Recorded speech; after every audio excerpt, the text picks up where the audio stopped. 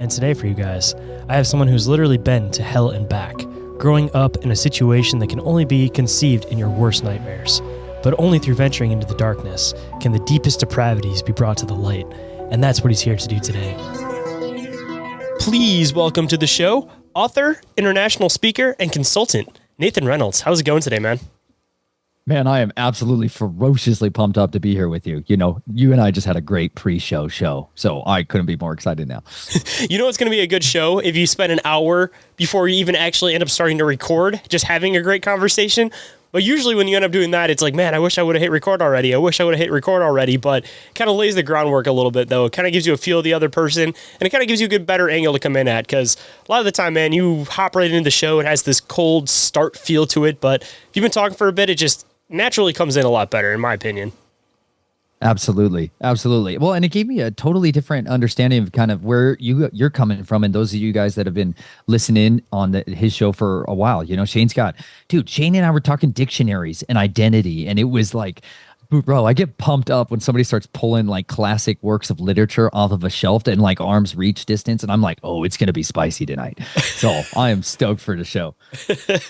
So I guess a good spot to start, because of course we could probably get into some literature, because of course you are an author too. We can at least dive into your book a little bit. But for anybody that may not be familiar with who you are, what you do, before we get into your story and everything, why don't you let the listeners know a little bit about yourself and a little bit about what you do.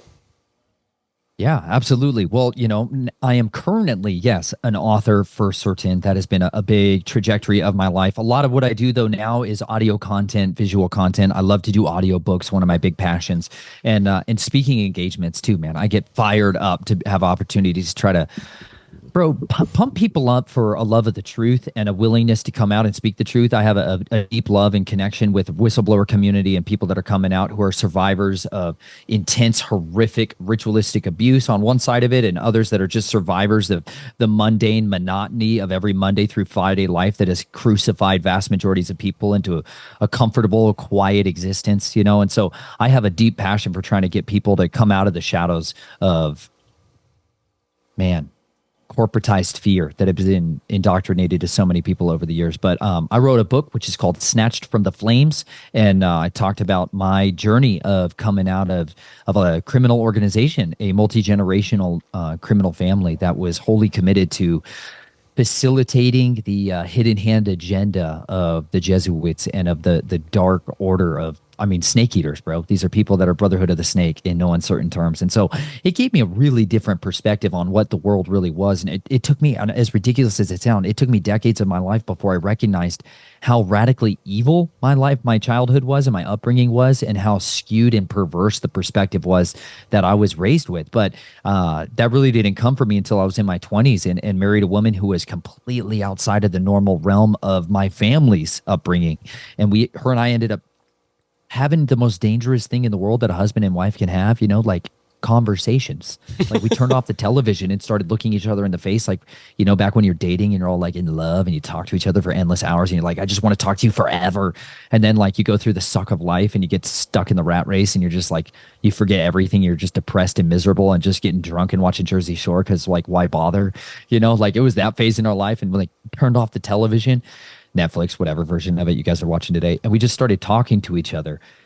And she began to share with me the insights of her normalhood of life. And I began to realize, like, as I shared more of my past with her, and her eyes would get real big and she would suddenly have this like horribly disgusted look on her face and be mortified of what my past was. And I was like, maybe the paradigm of what I took for granted as normal is not at all. And it began to chip away at this amnesic barrier that had been deeply programmed into me from my youth. And it began to open up to me an understanding of radical intelligent evil that I grew up with is not at all okay. And instead, we should like wage an absolute deliberate war against it to expose it for what it was. So my wife and I have been on a ridiculous journey now for the past 8 years of waging a war with a massive criminal organization that some people might call the Illuminati, which does have a historical narrative that can be traced out from the Bavarian Illuminati and the acts of the Counter-Reformationists and a lot of this. But my family was practitioners of an old religion of serpent worship, and that gave them a different lens with which how to view the world through cannibalistic, blood drinking rituals and intentional trauma and abuse of children to create a undetectable mind controlled slaves. And so it fostered in me a very strange lens, and I'm now on a quest to try to help show people what it's like in the underworld and how it is that we can set captives free. Man, diving into your story, I definitely want to kind of get back to the beginning and kind of move our way through it a little bit. But I've talked to a lot of people on the show, and it seems like when it comes to a lot of this stuff that people kind of take as a cult, there's like two sides to the coin to this stuff. That, you know, when you have all these rituals going on, there could definitely be the magical, the spiritual side to it. But on the other side too, at least from the people that kind of see things a little bit more, I guess for lack of a better term, like less spiritual, there is still this connection where it seems like it's this very deep psychological understanding of how to break somebody down in order to manipulate them into doing whatever you want them to do. And one of the people that I had come on a long time ago, she was one of the people that was taken into like the MK Ultra program, and she was essentially used as like a honeypot. And most people, when they hear MK Ultra, they, you know, kind of have this idea of all this like occult stuff that's going on with it. And there definitely was the occult side of it, but at least from like her perspective, it seemed like, again, it was this master understanding of psychology to break somebody down to a point where you can manipulate them into doing whatever you want them to do. But the trick to it is, and the hard part, like what you dealt with as a kid, is that when you don't know anything different, it's a lot easier to break people into that paradigm, into thinking exactly how you want them to do.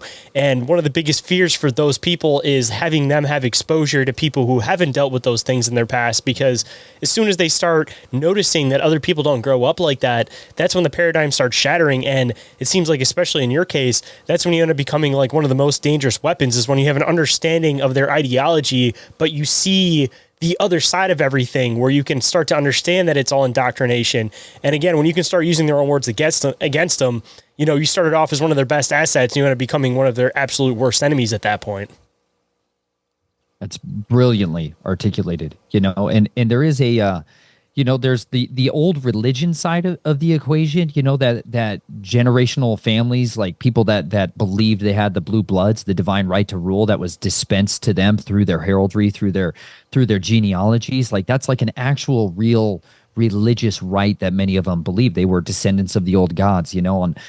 On the other side of it, the practical knowledge side, like the actual equation, systemic, I mean, we would call it sciences side of the equation, the hard sciences sides of how to shatter an identity and then take control of an individual through psychological manipulation. Like the rendering of psychology as we get it today, like that's the study of the soul being your mind, your will, your emotions, your intellect, your passions. You know, that's the region of where so much of the real hardwired manipulation takes place.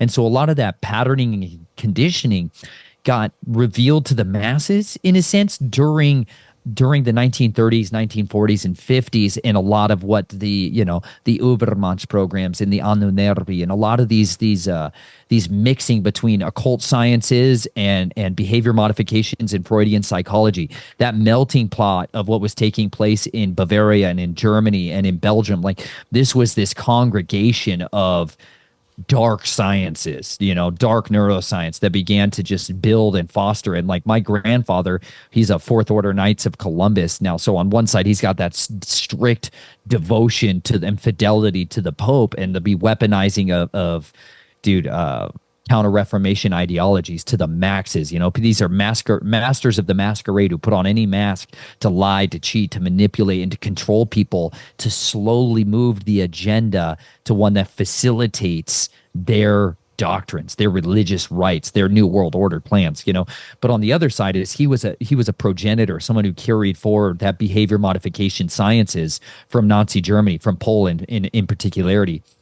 That knowledge base is what he used to start an empire out here for child exploitation. You know, like when you can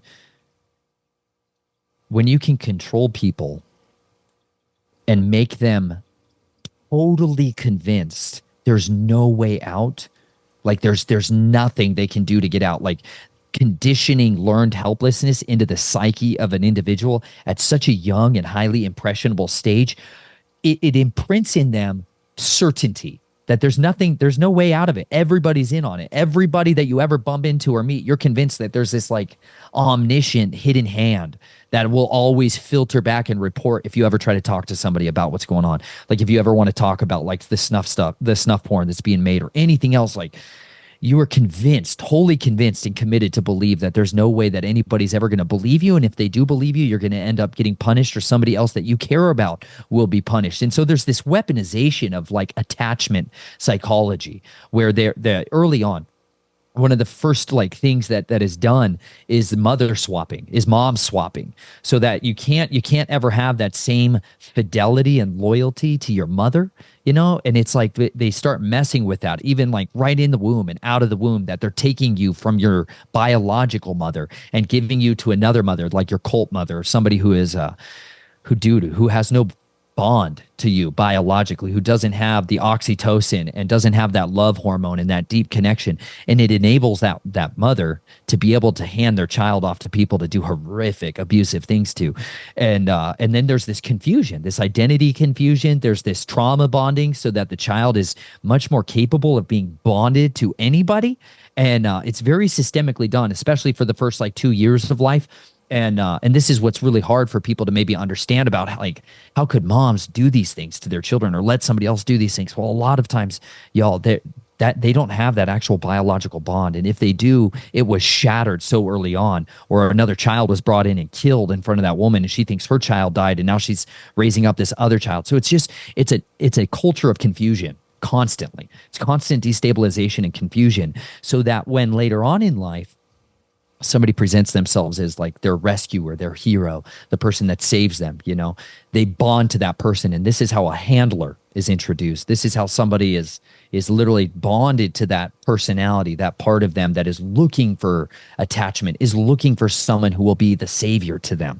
And then that relationship becomes the point of control for a long, long time going forward, you know. And so this is a lot of this is the weaponization of hypnotism in a lot of ways. And some of the best books, G.H. Chesterbook's book on hypnotism, a lot of this got published in the 1940s and 50s. So now it became something that was publicly accessible information. So you had criminal organizations of all different kinds. It wasn't just localized to people that were part of the Jesuits. It wasn't just localized to Freemasons. Now it became carte blanche to mafia. Now it became carte blanche to cartel members and people that were wanting to be able to have loyalty, you know, like there's a reason the Hashashins had this loyalty from their followers, that they could call people to cast themselves down and kill themselves at any given moment. You know, that type of loyalty became systematized and weaponized wholesale through our government and through our scientific organizations. And the dark neuroscience agencies began to take this over and begin to corporatize it and start to teach CEOs and practitioners inside the corporate agenda, hey, this is how you can foster this, so that you have people that will toe the line every time, and we'll breed a class of sociopaths and psychopaths to be the rulers over, you know, the cattle, in a sense. Hold that thought. We'll be right back. And we are back, so let's hop right in. And I mean, you see that every day with like jobs. It seems like even through school, they pick out who is going to be the herders versus who's going to end up being the live breeder of the cattle. And they start kind of pushing people into those directions. And if you seem like you kind of have that spark that you're going to be the outsider, the black sheep, they try to put that light out as quick as possible so that they can kind of just push you along the line and make you do whatever they want you to do. And obviously when it comes into a lot of the darker means of this kind of stuff, there's a lot deeper of a connection with how they're actually trying to establish and break this stuff apart, where they seem like they want to have like that full isolation, then they get you connected with somebody, and then after that they try to get you into this full isolation where you kind of develop like somewhat of a Stockholm syndrome for like your handler, that you want to do good by them because you think that you might get something out of it, or you might get released out of it, even though you know in the back of your mind that's never going to happen. But the same thing ends up happening with even just everyday life nowadays, where it's like when people go to like leave a job and stuff like that, it's not as far in tuned, but it's definitely being used in practice, where it's like most people nowadays, they're like scared to leave a job. And it's not even that the job is necessarily doing anything like that deeply convicting of the person or anything like that. It's just that they've somehow established this weird emotional tie where you feel like you need that security and you need that safety. And if you break away from it, then you're going to be just completely out on your own, when that isn't necessarily the case. But it's been so inbred into people through the years that it's almost undeniable at this point. And going back to the government experimenting into this kind of stuff, talking about cults and everything too, right after, the main bulk of like the MK Ultra experiments is, and partly towards the end of it, was when all of these like cults started coming out, and people wonder how, you can have all of these people commit like a mass suicide, or you can have all of these people just commit a mass murder. It was strictly, I think, because they were starting to try to push some of this stuff into the mainstream, and they're trying to test this stuff out while also trying to instill a fear of this happening, where people aren't going to as easily join these just random cults, but they definitely have them placed out there so that they can do their experiments on it. But on the other side, they push people away from that ideology to make it seem like, oh, I'm not in a cult, but subconsciously they're pushing you into that occult mentality in your everyday life without you even necessarily realizing it, that your occult handler, so to speak, is the government. It's the higher power that's sitting above you, and you feel like if you bite the hand that feeds you, that you're going to get casted out forever. And again, it's the same occult mentality, and it's just been this continued experiment that's continuously pushed into society and how we're viewing it now, but it's disguised where it's not obvious unless you actually know what you're looking for nowadays. And I think you've articulated so much of the effectiveness of, what there's a few different forms of propaganda. There's black, there's gray, there can be 7 different forms of propaganda, but there's a type of propaganda that's obvious, that's known. We know this is a source of propaganda coming from our government, like this one.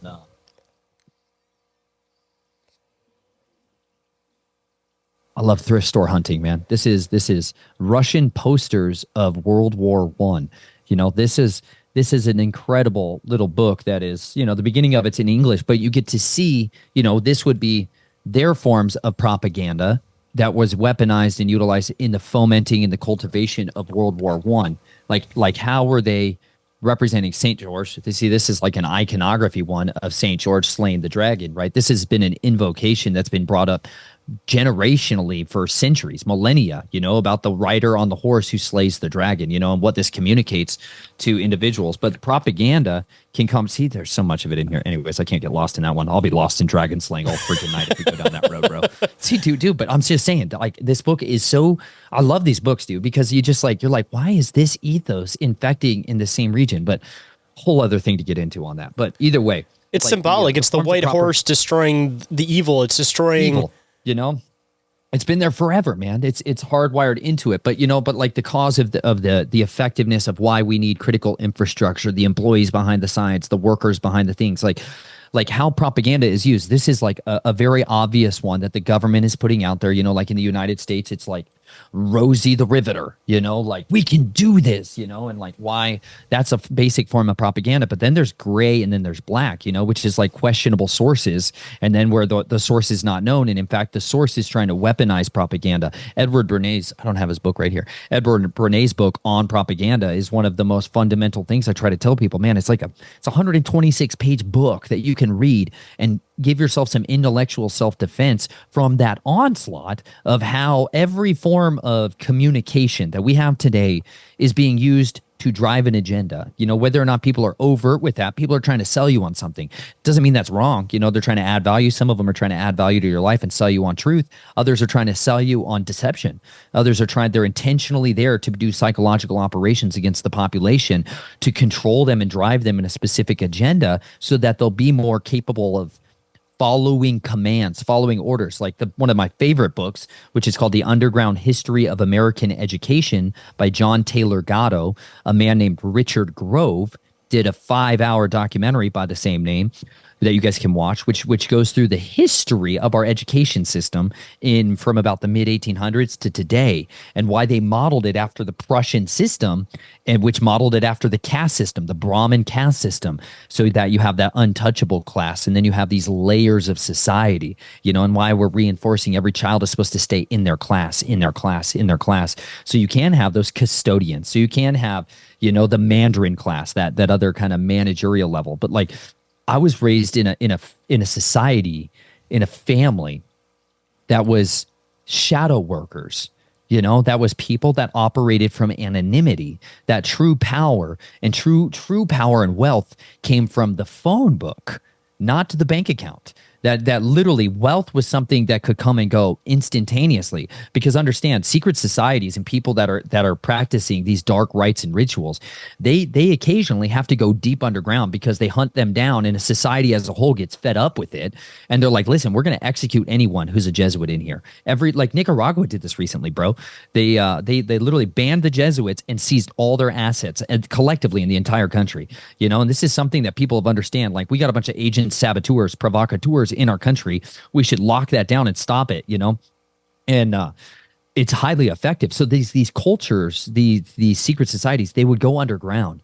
And so when you do that, like, you might lose all of your wealth, but they understood that the phone book, hey, if at any time I need to call in a favor, it would be far more valuable if I could call in a favor, and that you would go ahead and get me back into a position of power under an alias, under a different name.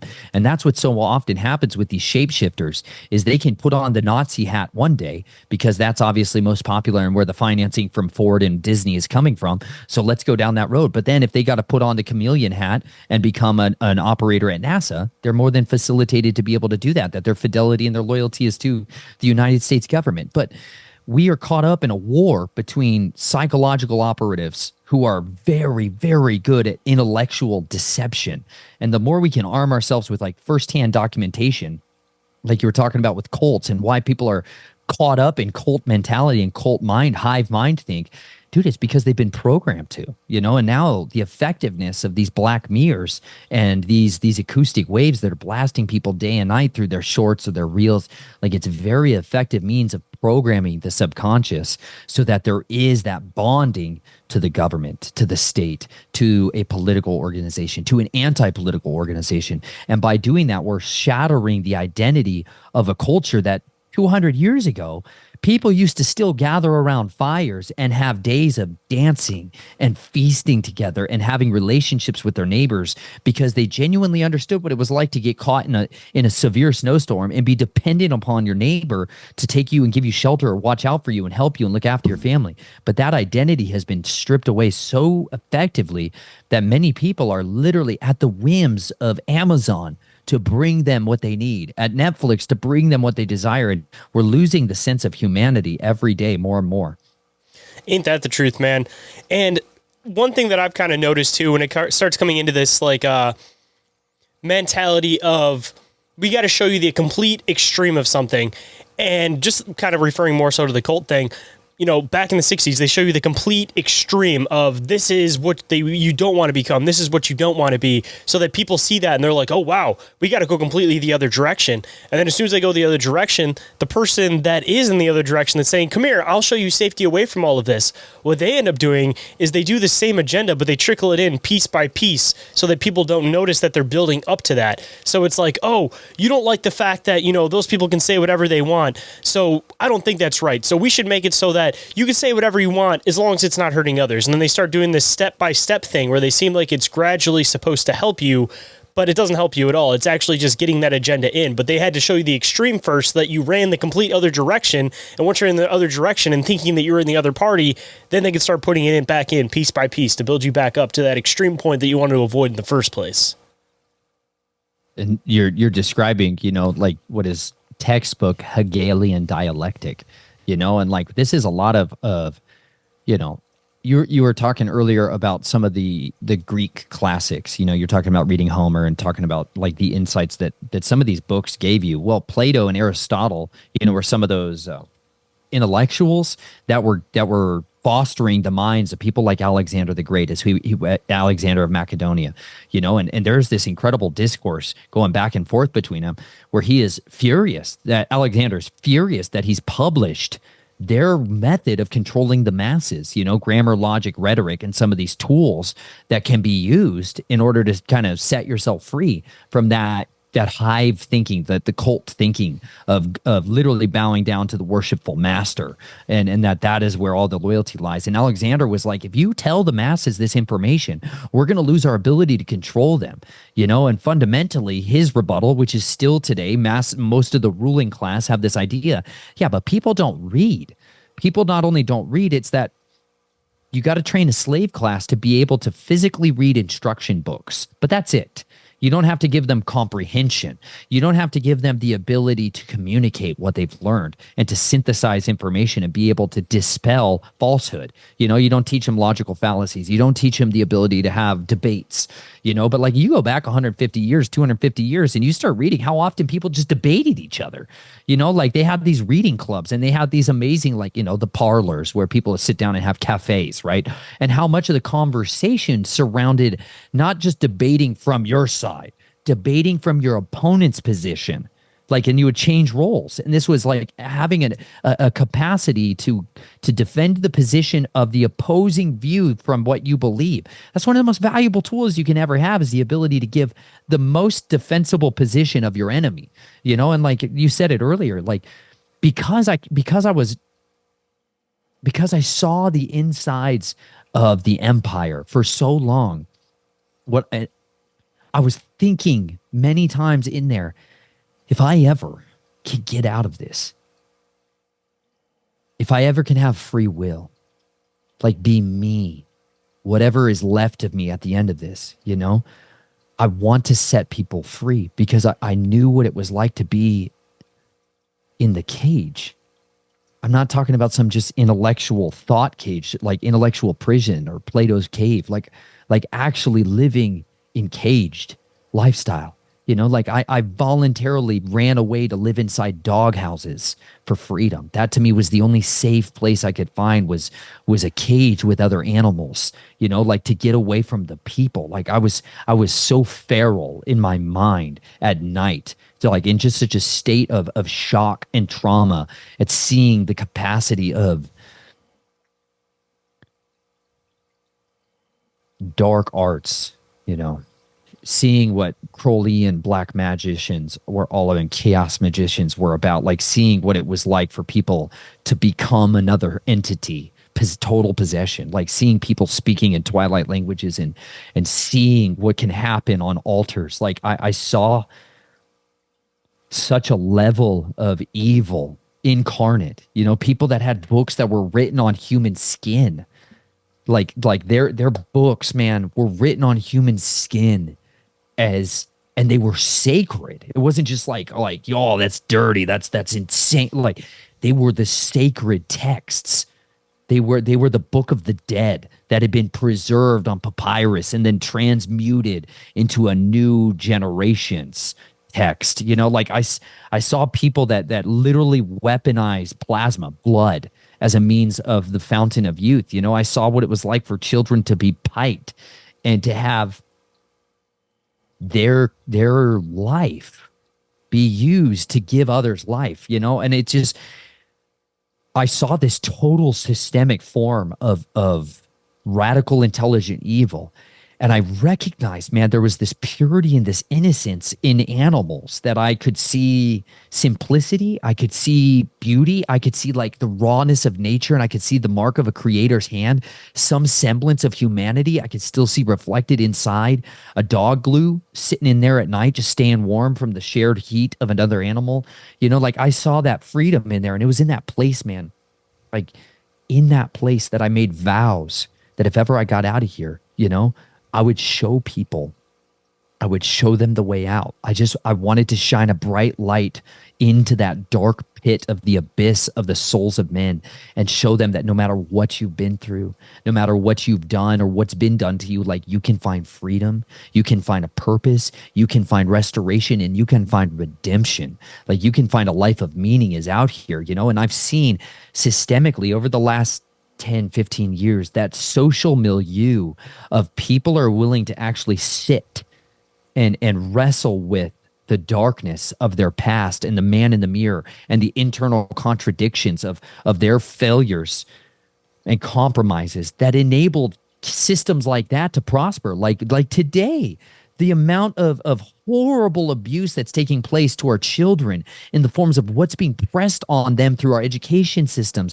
through our television, through our programming. Like we are shattering the minds of children's identity, their basic identity of what it means to be a boy or a girl or a man or a woman, like just to what it means to be an authentic person, to live the life of where you know what it's like, where your food came from. Like just so much of our humanity is being raped away from us. And like we have these people that now have a chance to rise up and show the way out of that, and to show there is beauty in boldness. There's beauty in courage and convictions. And being a man or a woman with strong convictions is attractive and it's necessary. And you know what? The more we endure the attacks from others, and the more we weaponize the suffering and the pain that we've endured, the more effective we'll be at helping to set others free. Man, I think it's one of those things that no matter what the taboo thing is, people are going to be drawn towards the taboo thing. So if the taboo thing is to be unfiltered, people definitely are going to be shunned about it when they first start experiencing it. They're going to look away from this person, but in the end, they're going to start seeing that authenticity, and that's when people are actually going to be drawn back to these people. And kind of make a comment about something you mentioned a little bit earlier, talking about how people can't necessarily have these debates, and they kind of try to attack people's intelligence, and people don't really read anymore. One thing that I feel like I've kind of noticed as far as like school goes is that they do this thing where they have you reading books that people are very comfortable with. And all of a sudden one day they flip you over into reading Shakespeare. They flip you into reading these like very intricately worded books. And I feel like the intention behind that is that the average person is going to scoot away from wanting to read books. That's going to be what makes them lose their interest. And getting into like the schooling system as a whole, the whole intention was smart enough to run a machine, but not smart enough to revolt, where they want you to be able to read, like you were mentioning. They want you to have that grasp when you first start reading, that you'll actually want to understand these words. You'll learn how to read, you'll learn how to write. But then as soon as you get to the certain point, they want to cap you off there. So they start throwing this really, really hard literature at you. And then from there, it seemed to destroy that whole idea behind actually wanting to read. And of course, the people that push past that, those are the people that they kind of push on to the next tier, the next class, as you were kind of mentioning before. Those are the people that end up becoming like management, whatever. But they just try to use a different tool to later on learn how to manipulate those people into also having them under a thumb. And it goes back into that analogy of, people don't realize they think they're at the top of that chain, but realistically they're somewhere in the middle, but they manipulate them and trick them into thinking they're on the top of the chain so that those people below them, not realizing they're getting just as much as the people below them are. They're just getting it from a higher source, so that they feel like they're higher up as they're doing this, and then they're more willing to deal with it in the process. As you were saying that, man, it reminded me of I spent basically, so I went into the United States military. My path of my way I fought that war initially was a lot of bloodshed and the arts of silent killing. Like I loved fighting back. Like you talked about, getting let out of the cage for me, was violence. Violence was the way out. That was when I got to be me, all me, But when I got out of the United States military, man, I was a wreck. I was a train wreck cognitively, like physiologically. I was a disaster, like they burned holes in my brain to like eradicate memories and stuff.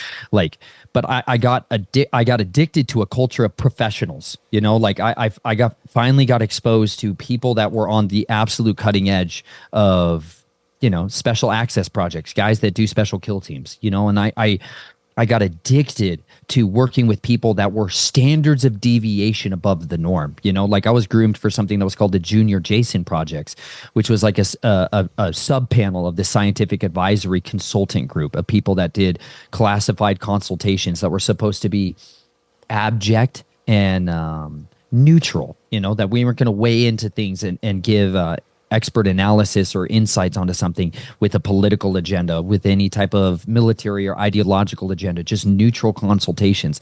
But I got exposed to these people that were polymath geniuses, and I got groomed into being these levels of intelligence, but physically in my normal life was never allowed to demonstrate that.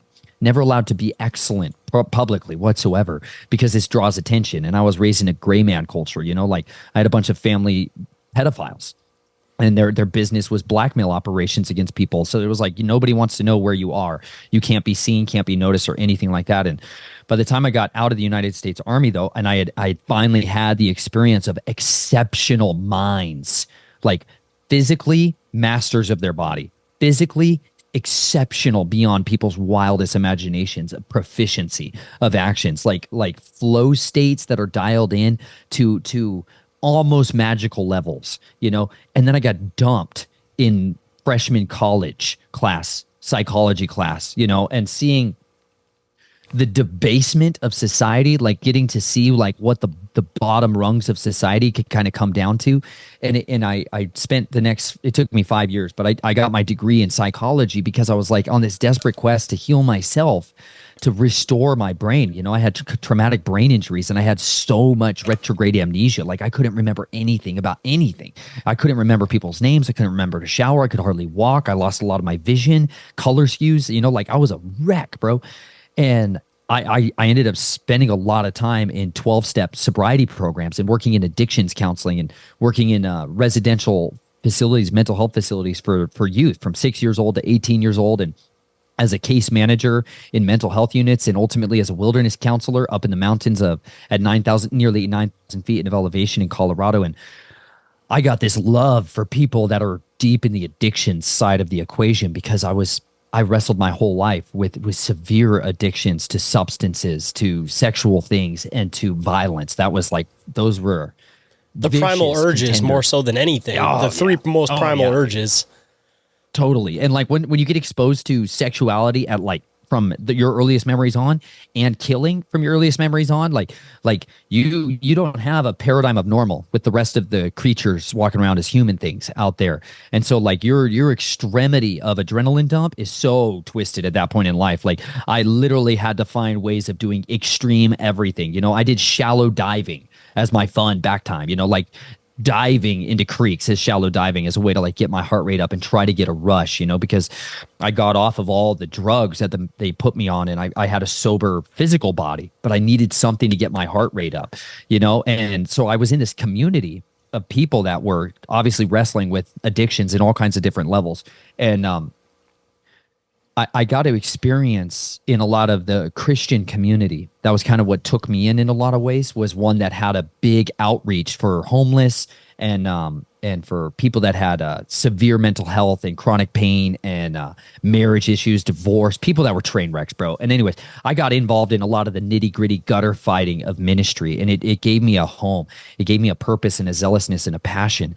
And all along in that way, man, I got to see how people crapped on that level, that rung of society. You know what I'm saying? Like that was the easy, low-hanging fruit that the vast majority of citizens just crapped on constantly because it was easy, soft targets, because the addictions for some, you know, people that were fat, right? People that were just, that food was their addiction. That was like the way they controlled their identity, was through augmenting their body that way, you know, like those easy targets, low hanging fruit are still so targeted. And I had a gal send me an email recently about basically like wrestling with whether or not she could ever have a relationship with God while she was still an addict.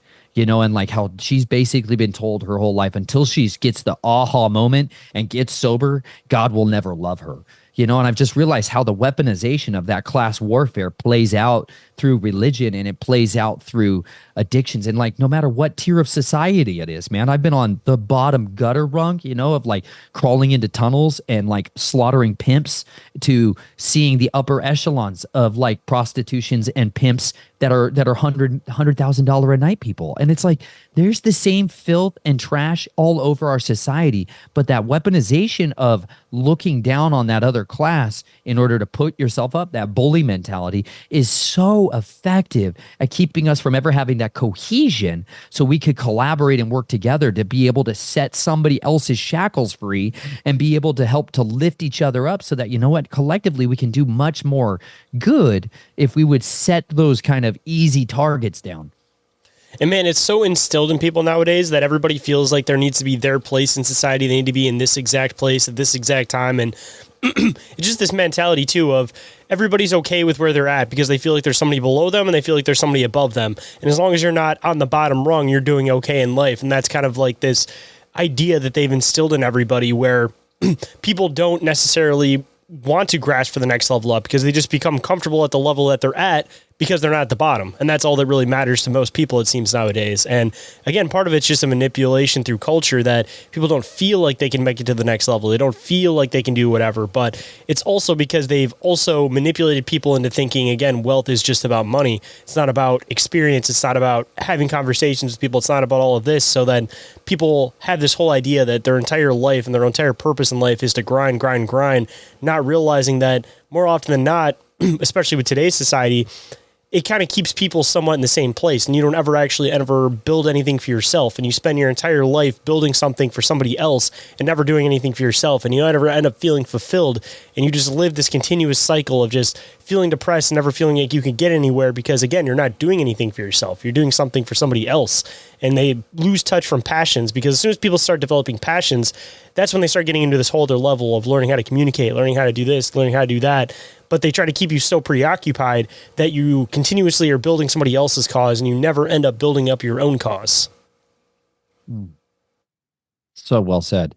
You know, they've made a lot of people effective brick builders in Babylon. You know, exactly.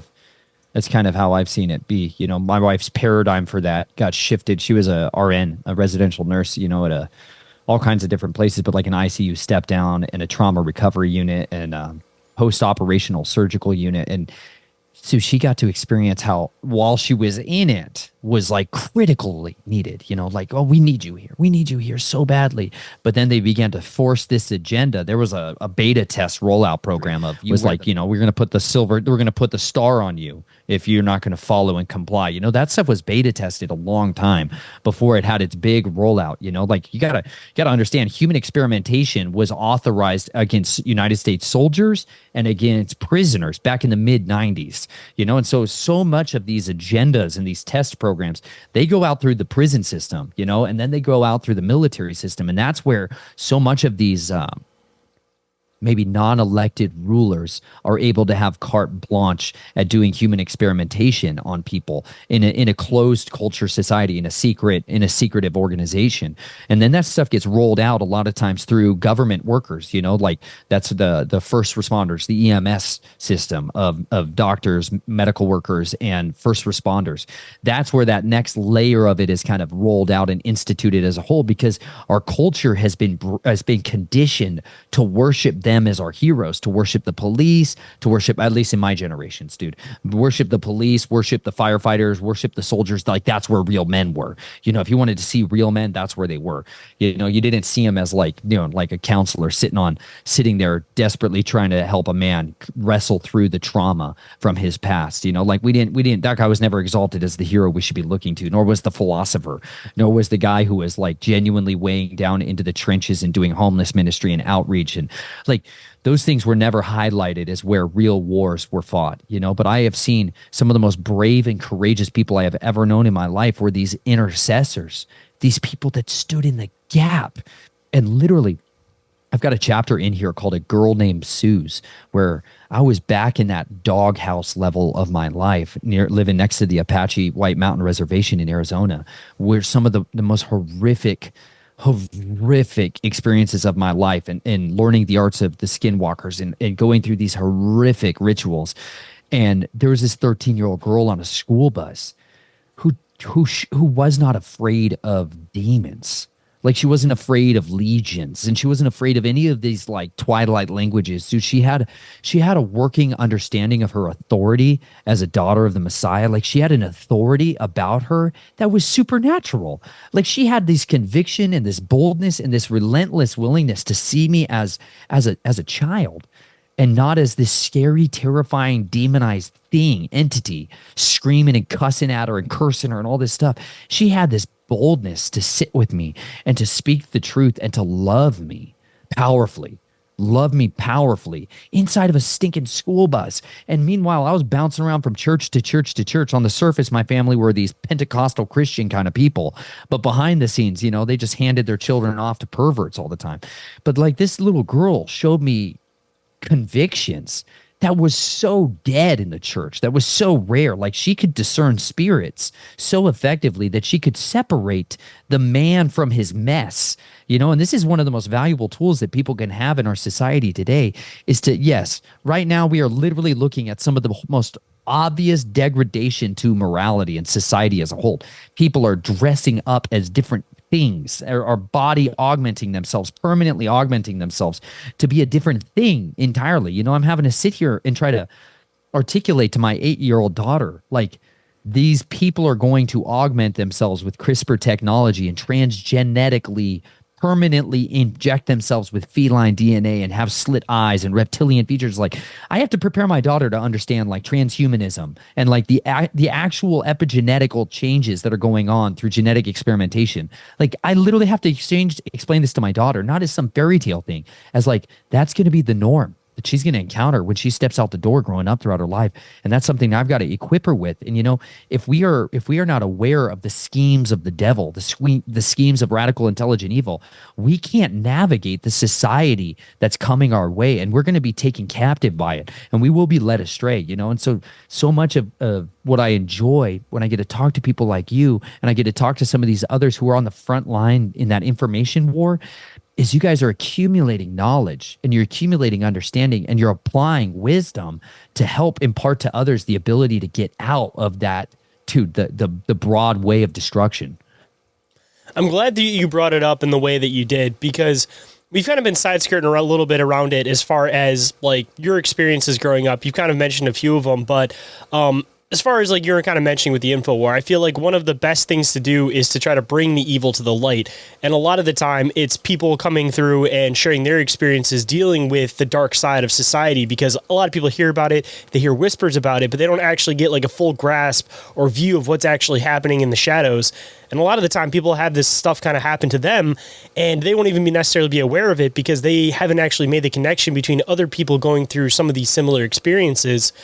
So that being said, of course, as long as you're okay with sharing it, I know, like I said, you've kind of side-skirted a little bit through some of your experiences, but if you have some type of like a chronological idea of some of like the more prolific events that had happened to you growing up that kind of pushed you down the path that you did and made you see the things that you did, maybe it can kind of help people come out and share some of their own experiences. But wherever you want to start, if you're willing to share those experiences, I'd love to dive into a little bit more of the darker side of what you'd experienced as a kid to try to, again, bring this stuff to the light.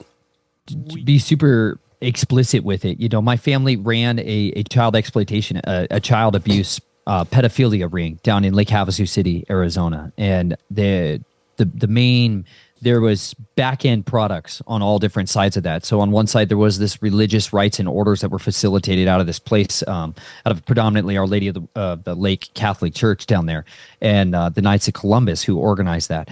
And the main building and the foundation of a lot of that city of Lake Havasu City was built by C.V. Wood, a guy who is one of the main architects of Disneyland out in California, partnered with a guy, Robert P. McCulloch, to build a pleasure island, a literal sovereign territory for the city-state, a self-sovereign territory called the City of London. It's a separate legal entity. It's like the Vatican City. It's its own legal entity, a sovereign nation state. Well, they purchased and built out an acre of that and brought in the literal London Bridge, where they'd used for mass rituals and inurement, where they would slaughter children and bury them inside the walls, or bury them alive, children, women, adults, into the walls of the London Bridge in order to hold it upright.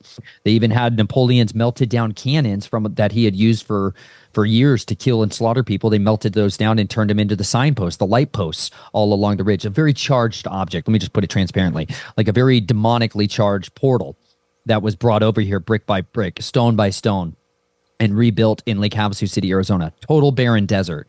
You know, this is an incredibly hot, brutal environment, but it's a place where on the spiritual side, there's a spiritual boundary between the gates of death, right, and the land of the dragon. And these are two different, like, principalities that have mutual wars. You know, there's a lot of hierarchy in the spiritual realm, and these are ones that fight for dominance and control.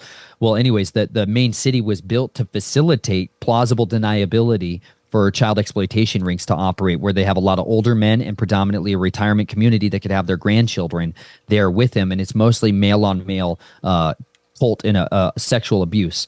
And so I was rapidly indoctrinated into that world of pedophilia, and that's how money is made, that's how deals are done, and that's how blackmail operations are most effectively done. Was a little black book that was used to govern not just people of power, like people that were perceived to be potentially influencers in their society in the days to come. They wanted to compromise them early on in their careers, whatever that was. Like it wasn't always political people. It was a lot of times like corporate business deals. Guys that they saw as potentially up and coming risers were brought in and made to witness, not always participate, but made to witness and watch and facilitate child abuse. And then that was used and wielded against them should ever that be needed. But I mean, I think it's a matter too that they make it seem like it's this taboo thing that you can only access if you're rich, but it's a manipulation concept that the whole intention behind it is that they're using this stuff as intentional blackmail, but they hide it behind the facade of like, this is only stuff you get to do if you're rich and you actually know somebody. So then it's like they're tricking the people while they're also tricking them on a whole other level and creating a blackmail system so that they can manipulate them and use them whenever they need to. Absolutely. It's a culture of exclusivity, and exactly. like once you're part of the initiate, like now you're part of the inner sanctum, but the inner sanctum is like literally, dude, like the inner sanctum is another ring of hell, like without understanding it or to the full expression of it, because it can look real sexy and cute when people put it on Eyes Wide Shut and you have Tom Cruise and Nicole Kidman playing it out for people on the screen. But like it's dirty, it's gross, it's stinky, fat, disgusting men doing horrific things to children. There's nothing beautiful about what is the gates of power, and like these people are practicing a form of Crowleyan black magic where they believe the most pure form of ritual magic for communicating with the fallen was boys under the age of 9 years old, blonde haired, blue eyed boys were like the ideal portal opening machine, if that makes sense. And so in my family, I come from a heraldic descent that had like a lineage that could make an appeal to a throne, right? And so you're put through these different rituals, different traumas, different abuses to create like that shattered personality. That dissociative identity disorder is what they call it today in the modern nomenclature. Previously, it was called multiple personality disorder, where you're shattering the mind through intentional systemic trauma and disruption and disorientation, destabilization to create altered states of consciousness, other personalities that are obedient and have loyalty and subjugation within the cult. And then you have a daywalker side, which is where your morality and your normal person lives and operates. But the nightwalker side is where a lot of these secrets are held. And this is literal split brain programming, where you have the left hemisphere of the brain, which controls, like in normal people, controls the right side of the body. Your right hemisphere of the brain controls this left side of your body. And the right hemisphere controls that left side of your body. Well, the predominant area for language and communication and explanation is that left side of the brain, whereas the right side is much more this artistic expression through, art and music and literature and the what you and I would maybe just call the arts, Well, the programming is done such that on one side of the mind that uses words to communicate, that side is not the one that deeply holds those trauma, the abuse, the memories. It's locked up on the nightwalker side of that other hemisphere, which can't communicate these things. Like literally, you can sit people down in split brain programming, guys who sever the corpus callosum, which is like the hard wire between the two hemispheres of the brain in neurology.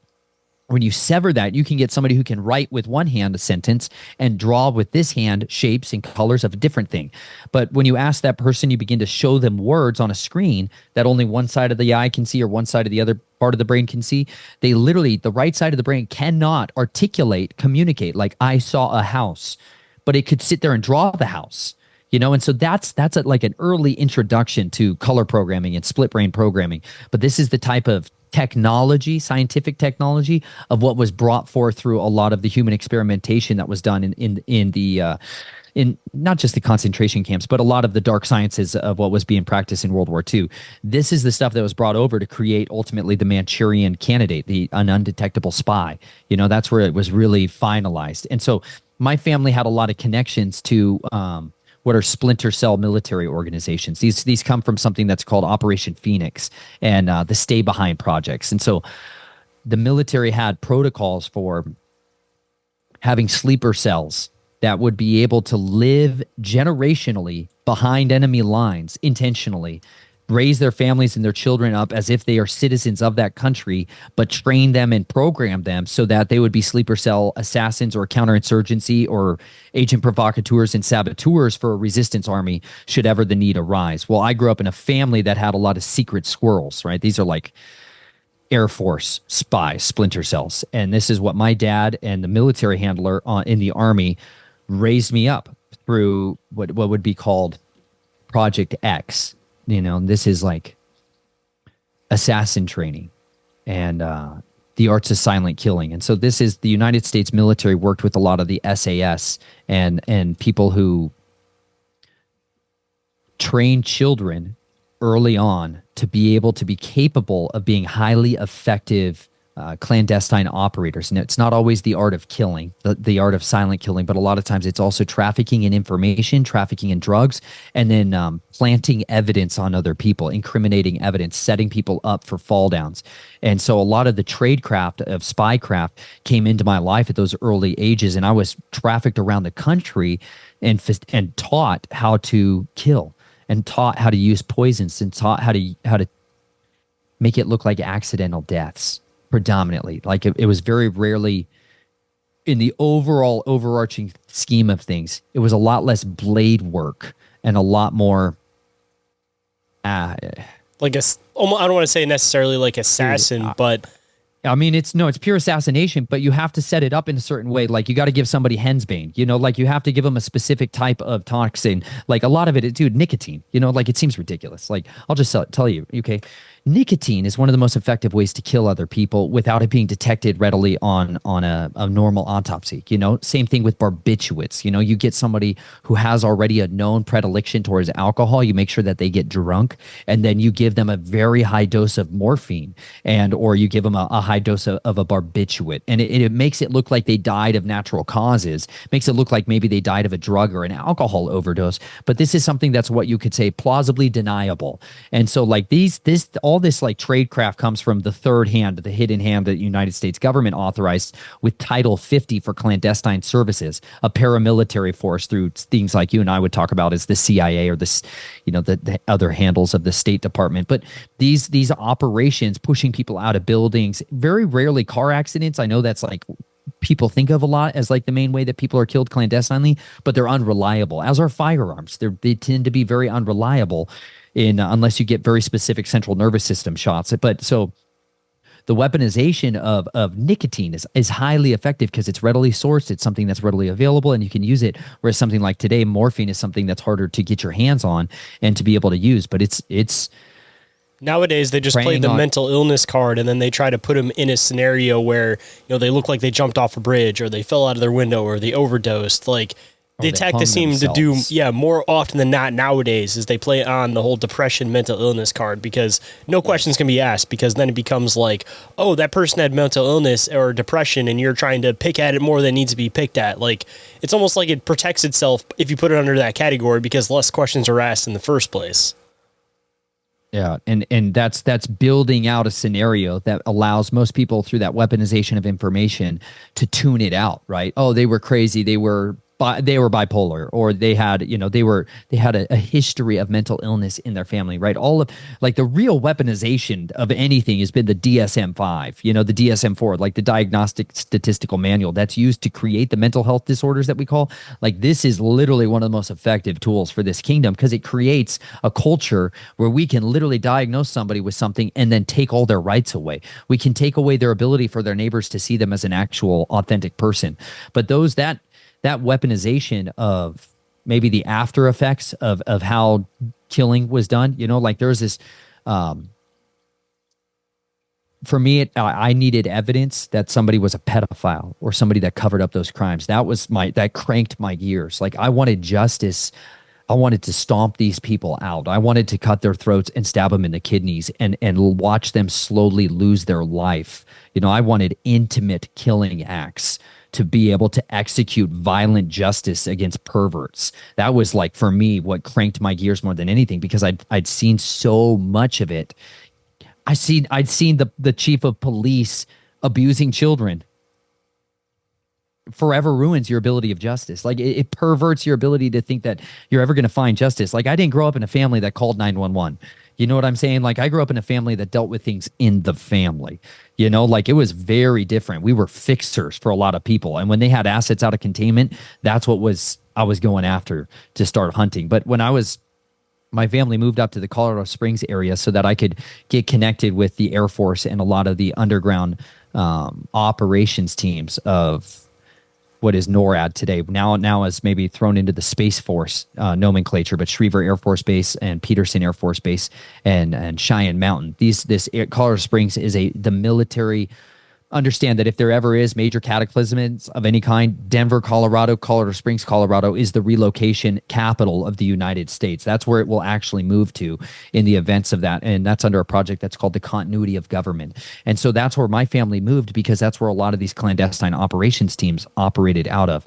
And I got groomed and fostered to be inside that underworld for a lot of years of my life. And it led me into seeing the military industrial complex on a totally different scale, because I got to go after and investigate corrupt soldiers. I got to go after and track down people that were involved in human trafficking and that were utilizing Air Force bases, that were utilizing military hardware in order to do that. And so the military has to investigate trained murderers, like the Defense Intelligence Agency and the Army Counterintelligence Agencies. They go after people that every one of them is a trained murderer. So they utilize different clandestine measures, and they had what it was called find, fix, and finish operations, where you get a dossier on another soldier. And when you can substantiate the claims of the evidences that's put there forth, that this person is involved in this, because of the nature of the individuals, perhaps their clearances, perhaps the sensitive information of what they're a part of, or perhaps the potential for political blowback, the military would authorize what is called democide or fratricide, where you are allowed to be judge, jury, and executioner and eliminate this target with full prejudice, so that this is not going to come back on them and they're going to have to not deal with the ramifications of that. And so I began to operate inside these teams. One of them was called the Lobos team, which that was their job, was to investigate these corrupt individuals and then eliminate them very discreetly, so that you mitigated the potential for public embarrassment. When you got a defense contractor who is using his position of classified technology research and shutting down radar stations to traffic children, that's super awkward when you have maybe known about it for years. Like, dude, some of these guys were in the Air Force and they had known about it for years, that this is what the facility was being used for, as in order to create black budget projects. But, they needed black gold. They needed money to finance illegal operations, black operations projects. So they've been using human organ trafficking and child trafficking and drug trafficking to facilitate that for millennia. But when that suddenly becomes known and that information is going to get out there, they want to eliminate the potential for blowback and witnesses. And so I started seeing how the military industrial complex was used to cover up each other, that it really wasn't about a true justice. I was just basically a pawn in the game, and they could weaponize that form of justice to go after people for them. But ultimately what I saw was, dude, we were taking out one pedophile in a ring, and there was 150 others that were far more dangerous and far more disgusting, who we were required to leave in place. We were required to not touch, to maintain no contact and unmolested. And it broke my sense of justice. I became what is called disillusioned in the United States military, that this was not the place that I could effectively wage this war from, and I began to rebel and disobey. And it was very, very violent, and it was a very abrupt end to my military career. And how many people do you hear about that are whistleblowers that end up, in the closet? And now that you're connecting these dots, I assume that there was somebody that came in at some point and did something, but I didn't know the extent of the type of people that they have doing this work. And the scary part is, you hear this stuff so frequently, it makes you wonder how many of these people are really out there that you have no idea about, especially if they are the soccer mom, if they're just the little kid that, you see sitting on the park bench just reading a book one day, and then next thing you know, he's out and about following somebody that he was intentionally supposed to be following, and then back to just sitting on that park bench and reading a book. The extent of it is crazy, and it doesn't really kick in until you have somebody fully explain the stuff to you, how much this is really going on and who is actually behind, again, all of these people that start speaking out, and then all of a sudden they, end up strangling themselves or jumping off a bridge or doing whatever. And it's always, they committed suicide, they had depression, they had this, and they just hide it under that cover, and they have these people slide in and then, again, just go back to what they were doing.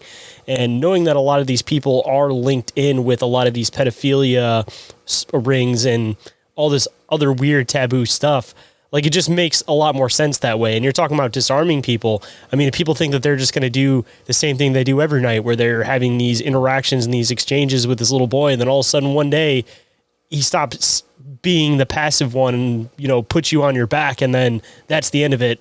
Nobody knows the connection. The kid's not going to talk about it. Nobody's going to talk about it. And it's just going to go back to normal. And, oh, this guy must have just hung himself in his closet. I don't know what happened. He must have been really depressed or something. I don't know. And it's what facilitates criminal empires. You understand? Like, this is when you got fixers, this is what they do, though. You know, they're very adept at becoming a chameleon to camouflage themselves through the target's perceptions of what they would not expect to see or what they should expect to see. You know, and that's why in some of the like when I sit here and I listen to people that are dying suddenly under strange circumstances, you know, like my mind goes through a totally different set of evaluations of what's really going on there. You know, like I have a list of poisons that were conducive towards causing certain types of bodily harm to an individual. Some of those were intentionally designed to have a side effect to leave a telltale signature, you know, and this is how like families and brotherhoods, mafias, will make sure that those who are investigators understand that this hit was orchestrated and organized and called in by somebody who has more power and rank and authority than you do, you know. And the way, like, the terminology that was used for me growing up was called a message to the masses.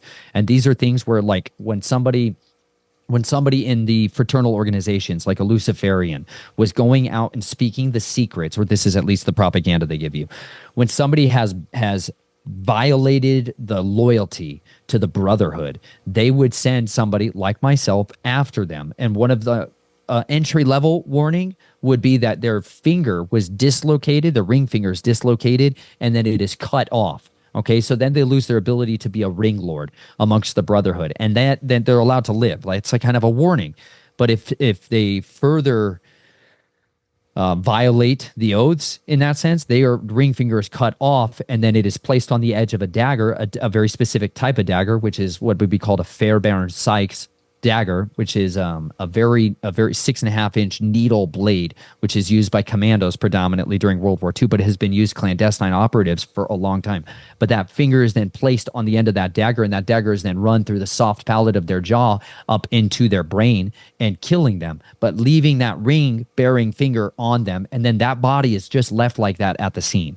Okay, that is a message to all kinds of people that this person died under these circumstances with these telltale signs, and your job is to now cover it up. Your job is to do what you are put in that position as a police, as you're literally, this is your job as the mortician. Cover this one up and make sure it's died of natural causes put on the death certificate. This is how these kinds of operations are done on a regular basis, so that, hey, you may never hear about it as anything other than died of natural causes, but the Reynolds family owned over 50%, some have argued 60%, of the funeral homes in the United States. That's the Body Disposal Incorporated facility, you know, like burning them into ash and then grinding them up and mixing them into concrete and pouring that slabs, you know, like that's how they dealt with a lot of bodies. But they also had morticians whose job it was to augment the body to make it look like somebody who got dismembered by an asset out of containment, a killer who is now killing people as a loose asset and is uncontrollable.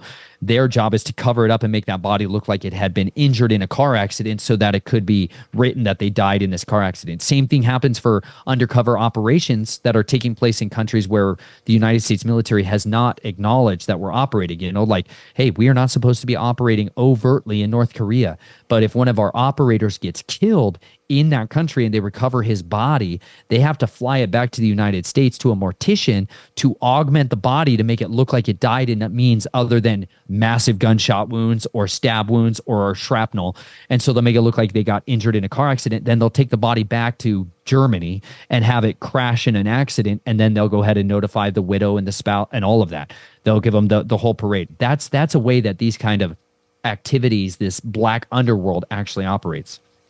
Even on the other side of it too, I mean, will they intentionally like take somebody out and then use that body to try to frame somebody else for something? Because it seems like when we get back to like whistleblowers and stuff, there's a lot of them that they try to throw under the category of like they're a mass murderer, they're a serial killer. But when you start actually reading their manifestos, it seems like they're whistleblowing on a lot of information.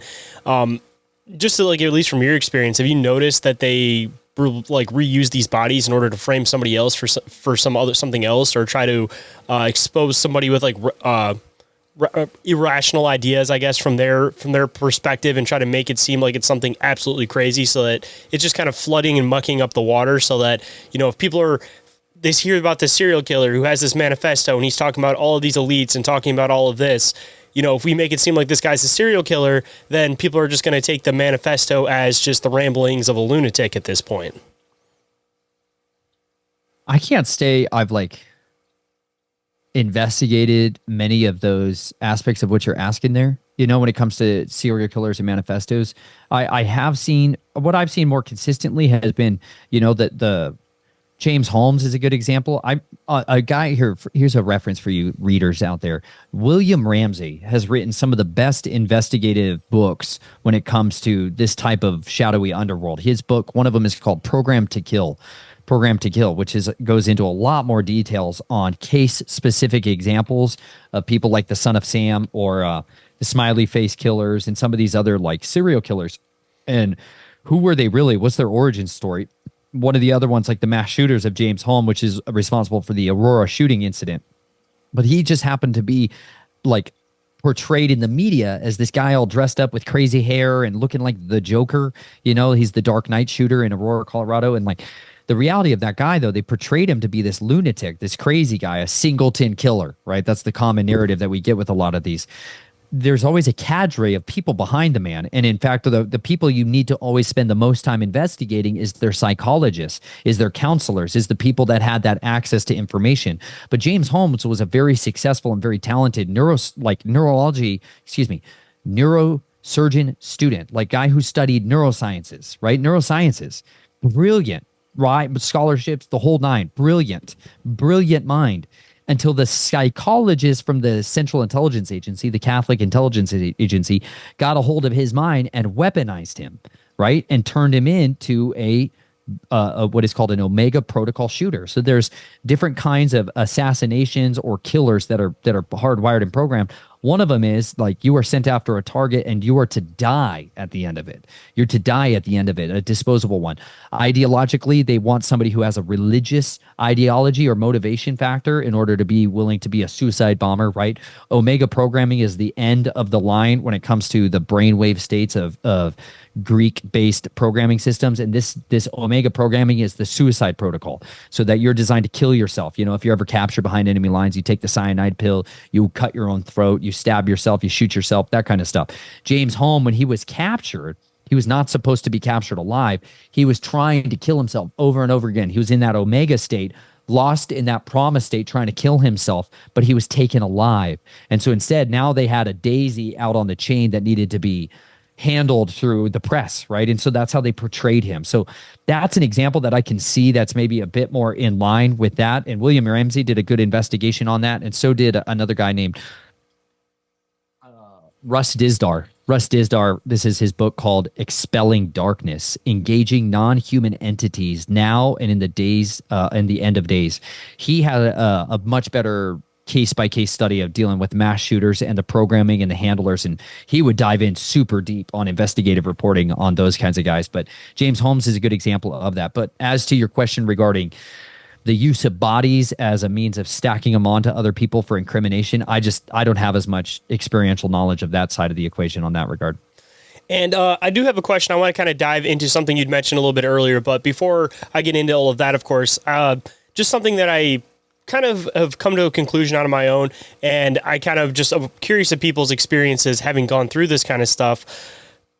There seems to be obviously this huge link and connection between these occult rituals and leading into the government side of things, where they're trying to take people out. They're trying to do all of these secret operations, coming from somebody on the inside of it, of course. When it comes to the occult stuff, do you think that there is this huge spiritual side to all of this stuff? Or even on the other side, do you think that the people who are conducting this stuff believe in the big spiritual side of all of this stuff? Or do you think that it's just a means of, again, doing this mass manipulation, this master understanding of psychology, and there's not necessarily this magic or spiritual side to it? It's just part of the inevitable game in order to fulfill your end agenda of manipulating the human mind? It's a great question. I sincerely believe it is a devotion and a loyalty to other spiritual influences. These people have deep-seated fidelity, loyalty to Luciferianism. You know, there was three main branches of what I saw expressed in there that was the core tenets of what drove many of them. On one side, you had a technocratic approach, whereas science and technology was maybe the vision of how we could control humanity without the need for religion to be incorporated into it. But the form of scientism that I saw was literally its own religious class, where the priests were the experts, where the priests were the ones who had decoders. I mean, the guys who literally create magical coding to create this communication form between waves. That was one side of the religious order that I saw and experienced that had a very similar fervor of devotion and power and influence that drove them. That was maybe more from an outside perspective, atheistic or agnostic, but still had all the same levels of religious orders and priest class and hierarchical structures of a religion, just masquerading as something other than that. Whereas the family that I was raised with, they were what you would say I would specifically identify as Luciferians, and I use that different than Satanists. They often get lumped together, but there is no, through the scriptures from Genesis to Revelation, there's no point in the scriptures where Satan and Lucifer are identified as the same entity, the same being. The Satan is a fallen seraphim. He is a fallen serpent, like what you and I would think of as like a winged serpent. Okay, his rebellion and his choices in life were to be adversarial and prosecutorial, like somebody who is much more of a legal prosecuting attorney in his regard, in his role, and somebody that was always appealing for legal rights to enact his will on the earth. Whereas Lucifer is the name that we get. That's a Latin bastardization of the name Halel ben Shahar, which is better translated as the shrieking one, the howling one, the son of the howling morning. And he was much more involved as a cherub. He's described as a cherub, which is a different entity, a different species. You know, there's seraphim, which are those serpentine ones. There are ophanim, which would be like the physical bodies, the chariots of fire, these orbs of light. They're the literal ships that have a spirit in them that transport and teleport and move around transdimensionally. And then you have another one that's described, which is cherubim, and then messengers or angels, like we would call it, along with hierarchies amidst each of these. These are all separate species of immortals. My contention is they are actually immortals, meaning they had a beginning, but they don't die. And so therefore their choices have long-term consequences on the plane of existence that you and I live on, because they're masters of psychological manipulation because they've been around a long time. You know, they physically have a lot more data and information to be able to run psychological operations on here on the earth for good or for evil. And Lucifer really was one who had I wills, declarative statements and covenants of swearing his power to take the throne of the Most High, and he will ascend to the heights of the heavens. Like, he specifically declared these I wills, and the invocation of power came from secret knowledge. He utilized a force that was called iniquity, which was like overt, continual rebellion to all things morality-wise. And so Luciferians, they are adepts at seeking apotheosis and ascension to godhood through secret knowledge. And if they can balance much of their evil deeds with their good deeds, they can hold the power of the dark and the light simultaneously, that they can be workers of good and evil, of bad and good, of bad and good at the same time. And so that's where we get a lot of the mystery religions and a lot of the Luciferians in the forms of Freemasonry, Rosicrucianisms, and like Daughters into the Eastern Star. A lot of those cults. That was one very potent side of my family's religious fervor. Willingness to be like, we are gods, like we are descendants of the gods. We have the literal right to rule these cattle, you know, like this subhuman. They like literally the idea is that these species around us were like baboons, you know. And this is what played on to Darwinian evolution, and this spiritism movement was like literally looking at people as a subspecies of apes. You know, this comes from Luciferians, you guys. This is not scientific method at all. This comes from the religious rites and rituals and the practices of Luciferians that they then bolstered up one of the most wealthy families in the entire history of the world, which was Darwin's family. You know, he was a chosen asset to bring forth that scientific justification for ruling over people and to bring about forms of systematized eugenics. You know, these are doctrines of Luciferians that come from that godhood approach, that we are gods. We've ascended the path. This is why George Washington is enthroned on the seat of Zeus in the top of our Capitol building in Isis's womb. You know, like we live in a old country that is filled with Egyptian sex magic everywhere. And these people are deep devotees. That's why they take their presidents and they lay them in state for their apotheosis ritual, like John McCain. They put him in there for his rites and rituals because he was birthed in the ashes of Phoenix, doing all these horrible abuses of children, and had passed through those rituals and was given the ascension path and laid in state and worshipped and honored and adored so that he could be ascended as Zeus in the Capitol building. So these people absolutely believe it. And the reason I am place where I'm at, where I've tested the scriptures for myself and read them from Genesis to Revelation, and found that that was the most accurate description of how I've seen the spiritual hierarchy play out and how I've seen the physical hearts of man and women play out, that there is this literal war for the souls of mankind. And we are living in the time and the days where that veil of secrecy is splitting open. There's a revelation of the beast, and there's going to be a revelation of Yeshua of Nazareth, the King of Kings. And there is going to be a war between radical intelligent evil and radical righteousness, and it's playing out every day in front of our eyes. See, I'm glad that you brought this up too, because it's one thing that I've talked about a lot recently on the show, is that it seems like, especially now more than ever, this whole, like, for lack of a better term, demonization of Christianity, that it seems like it's just public enemy number one in politics and everything. And it seems like it was that thing that was just kind of left alone for a little while, that now it just seems like they're full blown trying to push people away from that ideology as much as possible. And the attack can't just be simply just because society is starting to change and it goes against these religious views. I think that it's something way deeper than that they know that there's truth within the Bible. And no matter which way you want to decipher it, whether you're somebody that's, you know, fully Christian, fully Catholic, or if you're somebody that just kind of looks at it from the more literal sense that there is history hidden within the Bible, then there's something to the book. There's something to the power of the book. And the fact that they keep pushing against it just kind of brings more validity in my mind that there is important information that's being seen in there.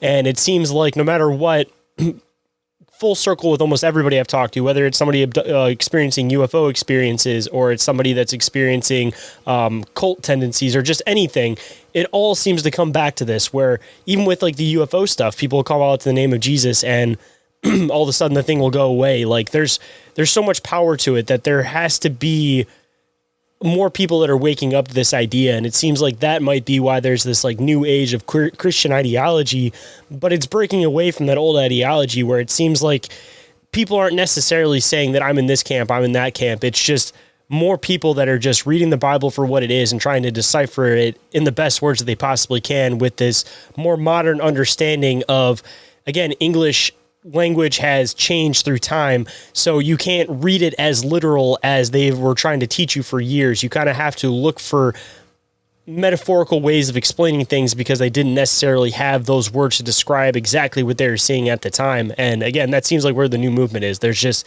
all this truth in it, and there has to be a reason why there's such a big push away from it in modern times, even in politics. Well, you're hitting it really hard on the head when it comes to why the demonization and the villainization of biblical morality seems to be the absolute pinnacle of, hey, everybody politically, what's correct to do is to go after anybody that holds these religious intolerant views.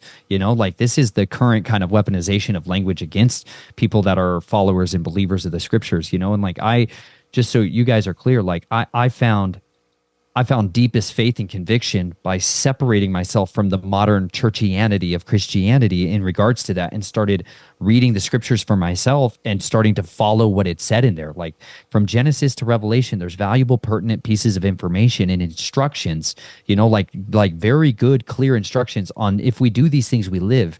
If we don't do these things, or if we choose to do this other stuff, we'll die.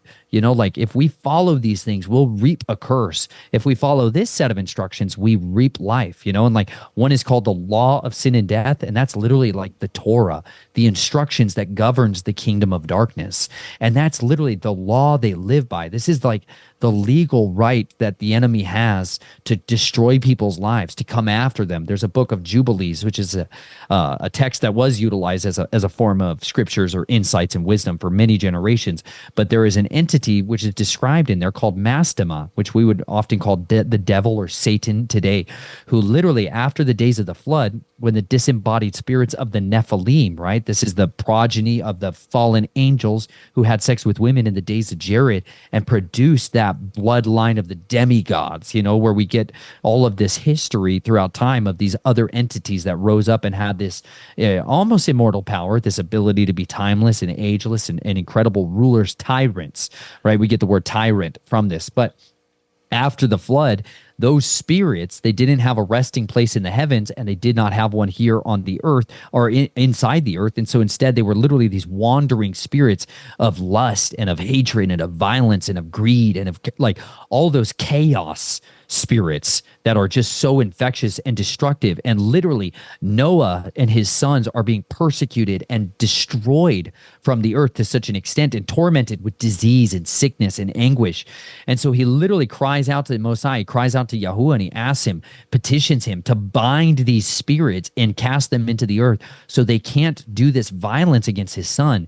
And Mastema, right, like a legal attorney, steps in and petitions the Most High that 90% of those demons, those unclean spirits, be cast into the earth in like a holding chamber, and 10% be allowed to be on the earth to execute his desire to punish the souls of men, to punish mankind who do not walk in the ways of Yahuwah, who do not practice the Torah, the loving instructions of the Most High, right? Who do not walk in the covenant of obedience to him.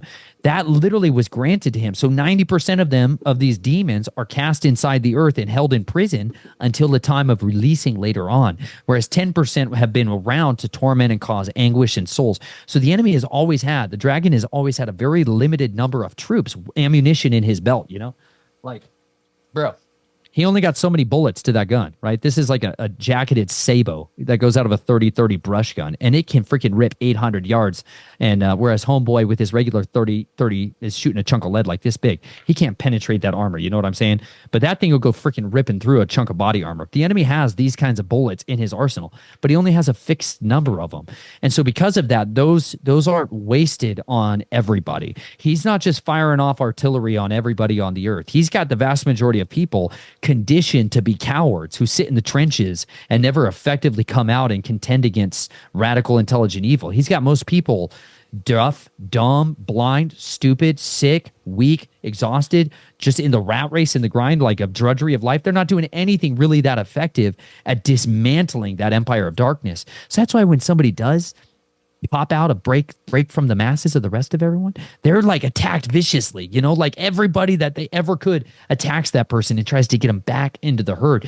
The enemy starts sending out tormenting. He starts taking their sleep away. He starts sending them anxiety and depression and dread and sorrow and sleep paralysis. Like that's when he launches those bullets of that demonic warfare against them. But we are now living in a day in a society where open occultism from people like my family and occultists who have been opening portals and summoning these spirits and creating doorways through bloodshed.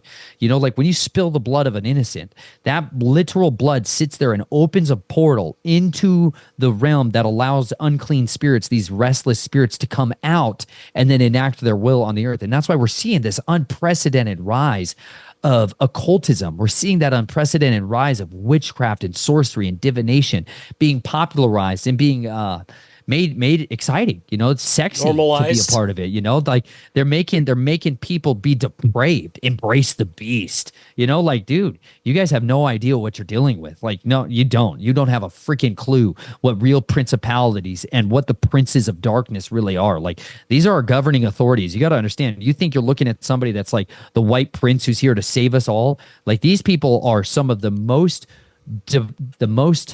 compromised people on the face of the earth, and they have been willing to do the most disgusting things to other human beings in order to get in that position of power. You don't want them to be your representative by any stretch of the imagination.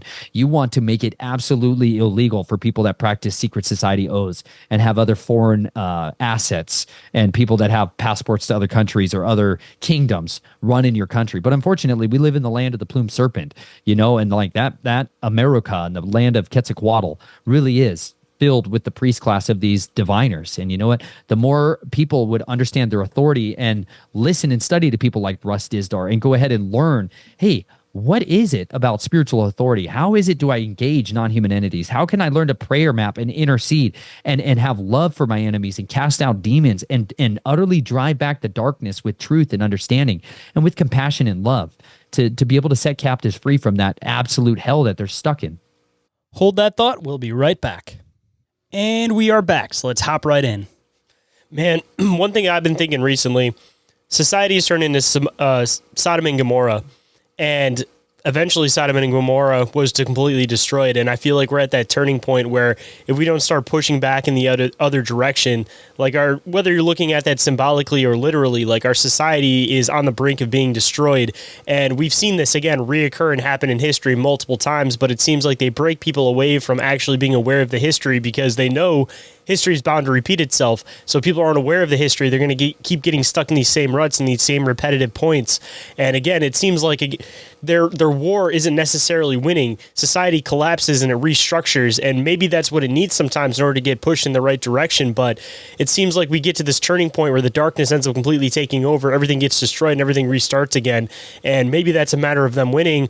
Maybe it's a matter of them actually losing, that it gets to that point where everything breaks down. And when society restructures itself, I mean, they definitely try to have their intention on pushing how they want society to restructure. But as long as you have those people in the background that are still willing to speak up, society is never going to completely restructure to the way that they're intending it to restructure when these breakdown happens. So again, we're just going to keep repeating these repetitive cycles until it breaks down completely in one direction where we don't let it happen, or it breaks down completely in the other direction where we don't have any more of those voices anymore. They're going to speak up and they can restructure these societies how they want them to be in the first place. Like, this has literally been reoccurring since the beginning of time, and people are forgetting the history and they're just repeating this repetitive loop over and over and over and over and over again.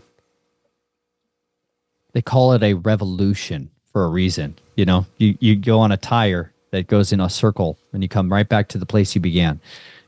Like they're like, we want another revolution in this country. And I'm like, you guys don't get it. You didn't cast off the monarchy the last time, like they use subterfuge. Like one of my favorite people, like I talked to you a little bit about him earlier, is Richard Grove when it comes to that, because he takes his time and he deliberately goes to the firsthand sources of information. So it's not like we don't have to be speculative about this. It's like, who are the non-elected rulers? Like who is the hidden hand that literally tries to run society in so many different ways? And a lot of one of his source firsthand pieces of information is the last will and testament of a guy named Cecil Rhodes. And for you, some of that name means nothing to you, but he's a very important individual when it comes to how they set up a hierarchy of this elite ruling class over us all.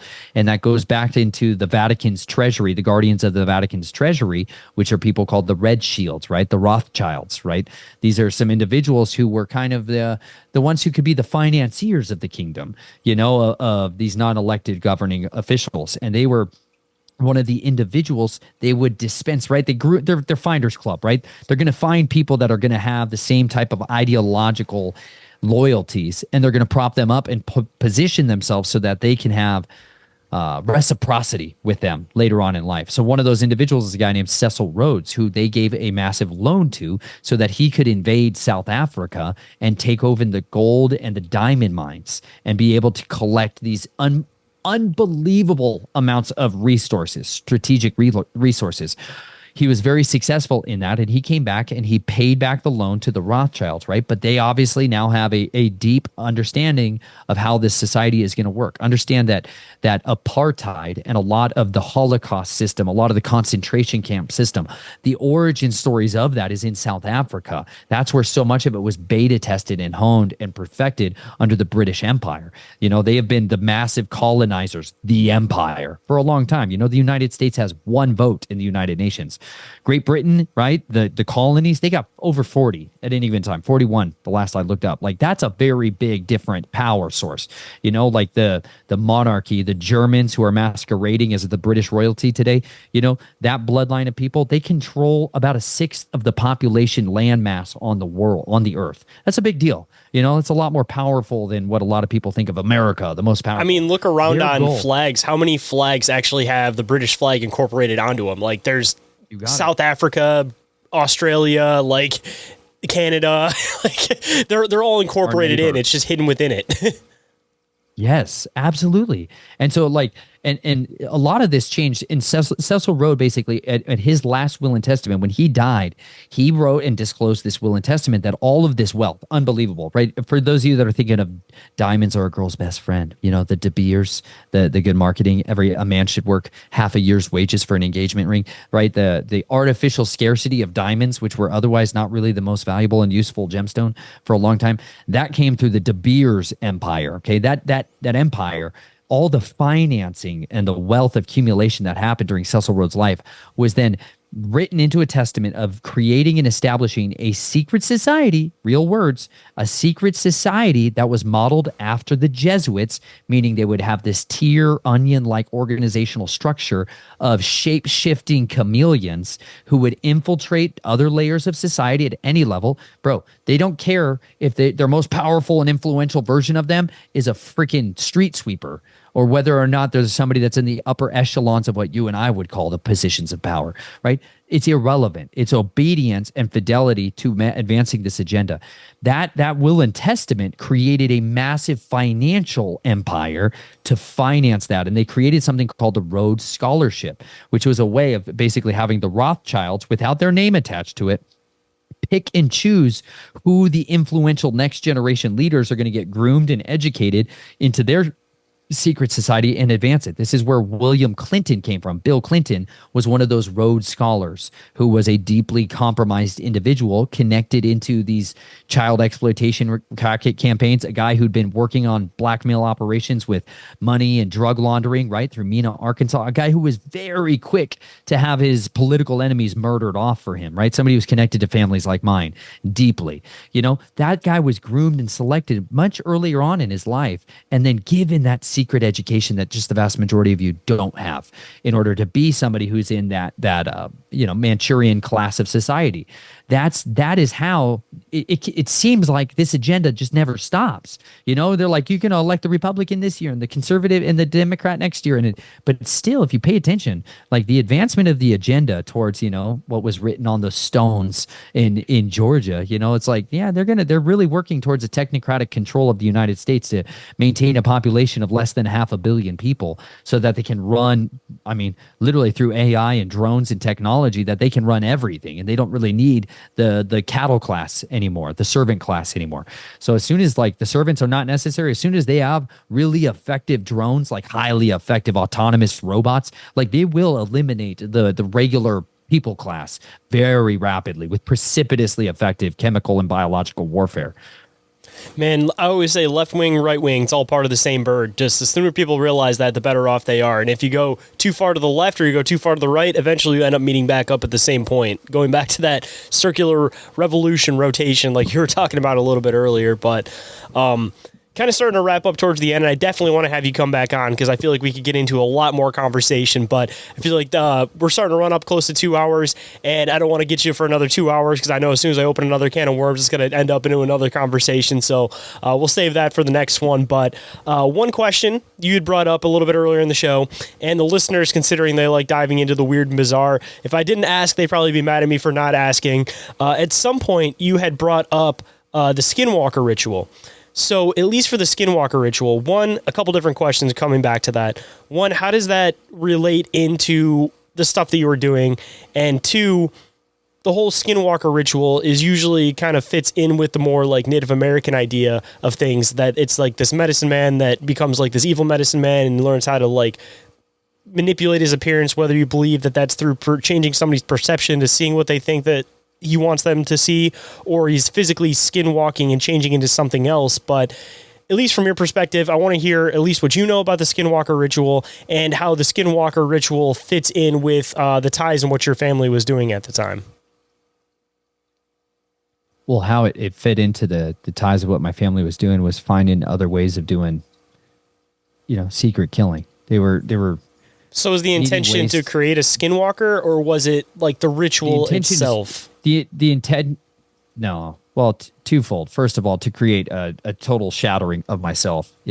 Part of the culmination of that ritual is to kill somebody.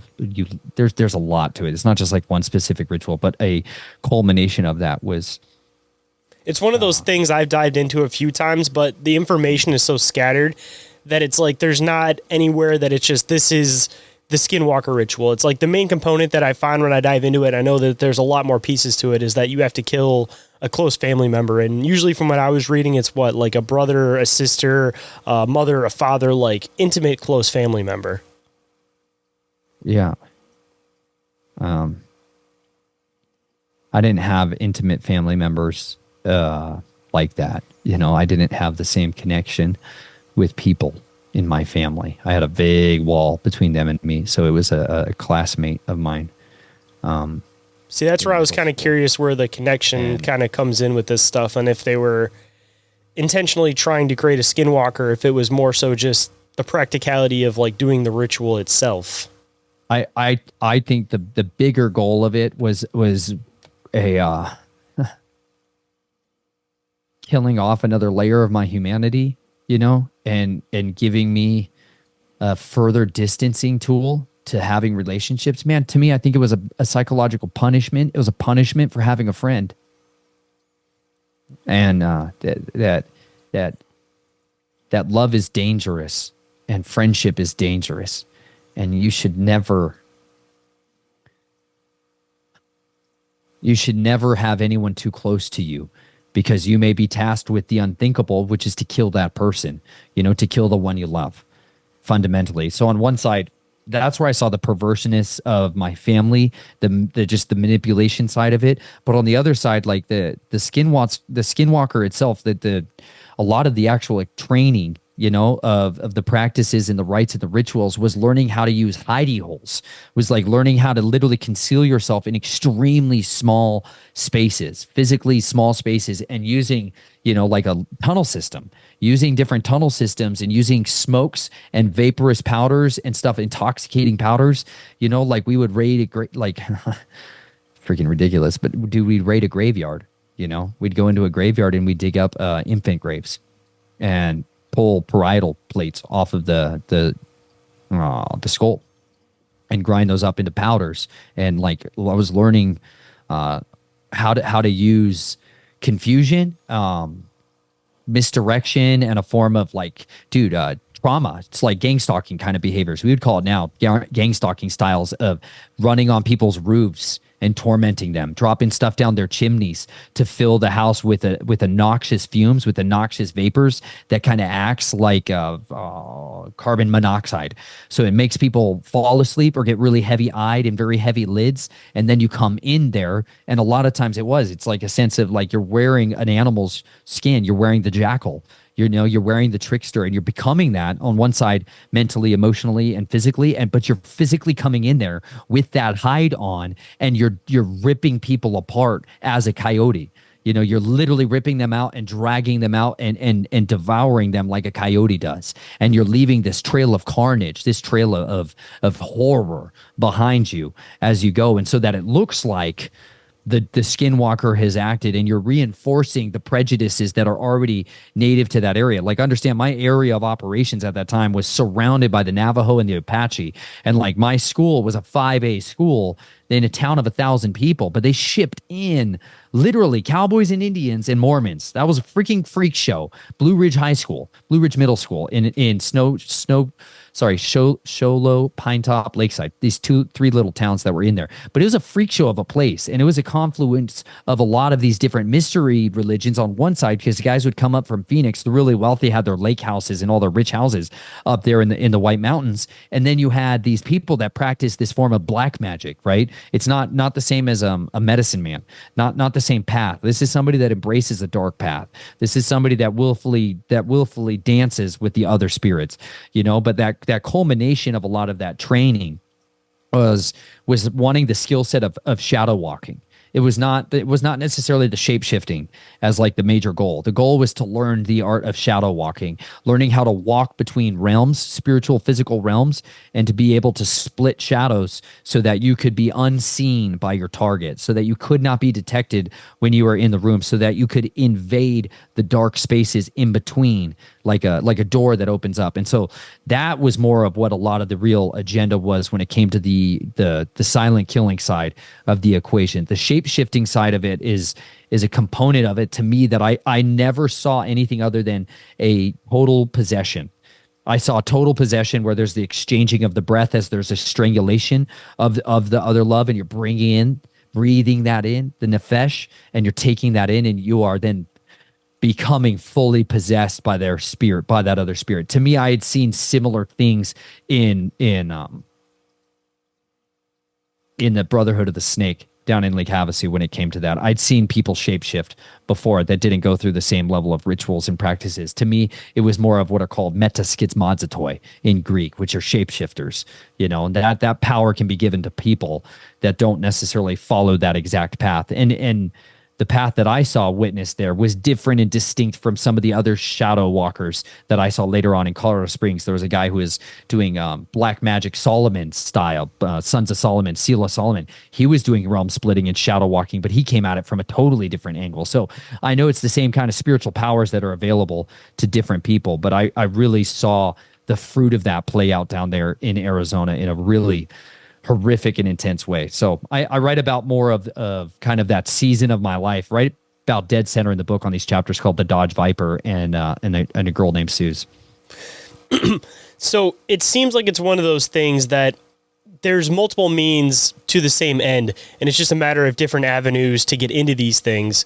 And I mean, honestly, just being able to shift and shape within the shadows, I feel like that's a form of shape shifting all on its own. It's just language is so loose sometimes that when somebody hears shapeshifter, they instantly kind of have this idea about somebody like literally physically completely shaping and changing form, but it may not be always as literal as that, but just learning how to hide amongst the shadows and learning how to hide within the skin of something else and become something else.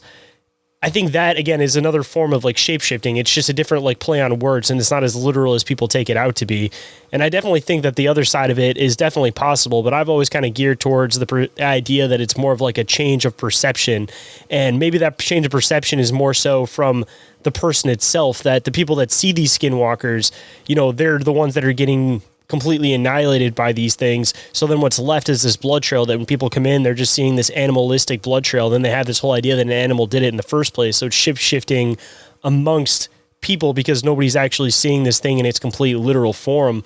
But it's kind of one of those weird things, depending on whether or not you look at it more from like the psychological side of a skinwalker and shapeshifting and going about those acts, or looking at it from the spiritual side of it actually being like a shape-shifting being. But assumably everything else that was going on with your life, they were more so using it for the more literal terms of shape-shifting and learning how to be in the dark. And again, learning how to split the personality in order to do these types of acts. And in turn, by being able to do these types of acts, it makes it, like you said, a lot more beneficial to them for the tasks that they're trying to instill and push out. Absolutely. And there's also a practical side of getting into like wolf packs and lone wolf killers. And like, it's literally, dude, to cover your trail, like you learn to kill people and make it look like animals, biomimicry, and like learning to call and imitate animals, and then setting animals free out of exotic animal farms and wild animal sanctuaries to make it look like that's what happened here. You know, when there's a major massacre of a bunch of people who died and it looks like a stinking wolf killed a bunch of people, that's literally how they would cover that up, man. They would start fires, forest fires, start a bunch of forest fires, and then let out a bunch of exotics, and people are then totally confused as to what the heck is happening and why a bunch of people got killed by seemingly wild animals, you know. But that's a lot of times, you know, dude, that's a freaking asset, killing people very effectively that way, you know. But most people just aren't trained in the arts of tracking. Most people don't understand how scout schools really work and how you train people to do clandestine killing. And a lot of it is, maimed by animals in the woods is a very effective cover story for how you can make people just be missing, you know, and they only find pieces of them, just enough pieces of them to make it confirm that that person's dead, you know, but whereas the rest of them were fed to javelina so that there's no trail of evidence. I mean, even on the other side too, you talk about releasing the animal to make it look like something is in the area. How often you hear about these killings about animals being set loose and completely just taking out a camp of people, but the animal is never found. On the other side of it, I mean, probable deniability, if the animal itself disappears after it's been released, then this animal could theoretically be in the area, and then you open up the opportunity that whenever you need to instill these acts, you don't necessarily have to release that animal every single time if there's still one that's missing and was never actually found in the area.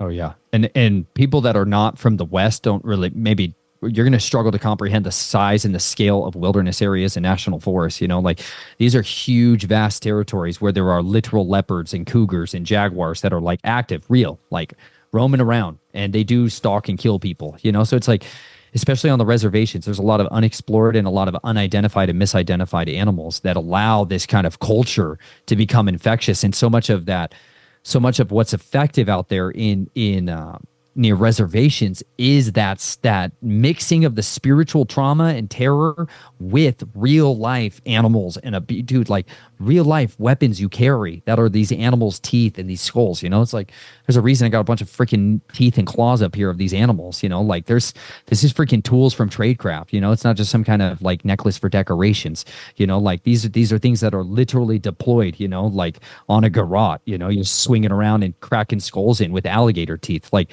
this is the stuff that's like normal every day to most people. They never think about this stuff as like how stuff works, but it's like if you need to kill people down in Florida, you make it look like gator attacks, you know. Like it's a different form of killing that is very effective to making it look unobtuse, you know, unstrange.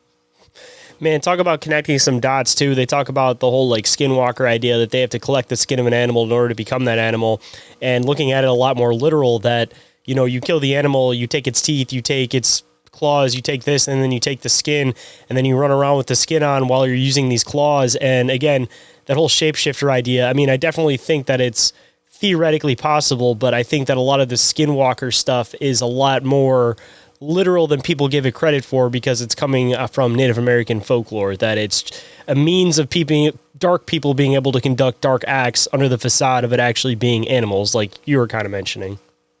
Yeah, it's just an older, more effective way of doing clandestine assassinations and psychological warfare too, you know. And you can mix in a whole lot of that occultism you can play on people's already preconditioned beliefs, you know. Like there's going to be some purges of black awakenings that happen when a bunch of clandestine sleeper assassins start waking up and killing and butchering a whole bunch of people. Unless people have been preconditioned for that narrative, right? They have no place for it. They don't have anywhere to put that framework, you know? And so that's why they start trickling out movies and soft conditioning the population so that they'll have a framework of being like, this is what this narrative fits into, you know, this is what these aliens really are. This is what these entities are, and why we have to kind of go along with this plan. And they've been conditioning people in our society very effectively through entertainment in order for them to receive this stuff, and also to then manifest a lot of those terrors, a lot of those fears. You know, it's like, I had guys that when they freaking went out to hunt, dude, they would wear those Jason masks, you know, they would freaking put on those masks, and they would become and emulate the most terrifying things to that individual. You know, like you get a psychological dossier on your target and you find out what they're most scared of, you know, and then you play into that. You find out that they are terrified of drowning. They're terrified of water. And so you just work that entire angle and you just dismantle them psychologically, sometimes for days or weeks or months or years. and then you just completely and utterly ruin their life. That's a form of clandestine killing that takes place over a long period of time, because there's a long, deep trench of vengeance that's being played out. So this is an underworld of clandestine killers, man. And it operates every single day. Tens of thousands of people disappear because of people like that. And it doesn't make the news because it's not so noteworthy. Or at least, again, they don't want to recognize it as being noteworthy because they mark it as natural death. Hold tight, guys. This is the last break, so stay tuned. And we are back, so let's hop right in. I feel like this might be a good spot before we open up a whole other can of worms, and we'll definitely have to set something up sooner rather than later because there's a bunch of different stuff I want to keep diving into with you. But I always like to end the show with words of wisdom. So if there was any words of wisdom that you might be able to bestow on the listeners today, what might it be?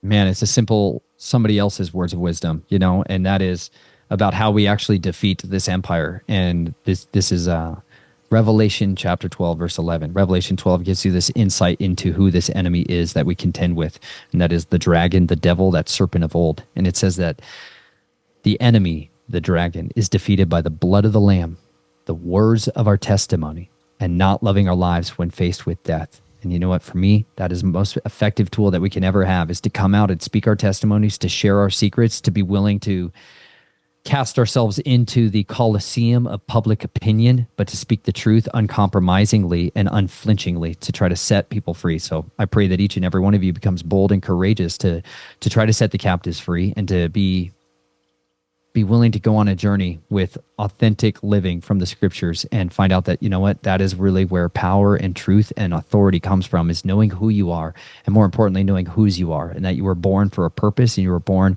to be a man and a woman of deep convictions who walks in boldness and courage no matter what the cost is. So I love you guys so much that are listening to this, and know that I have a deep compassion for every single one of you. And I believe that freedom comes from speaking the truth uncompromisingly. And I hope you guys would be brave enough to do so. So thank you so much for having me on here, Shane. I really do appreciate it. Wow, man, those are some great words of wisdom. Some of the best that we've had on the show in a long time, and definitely a great message.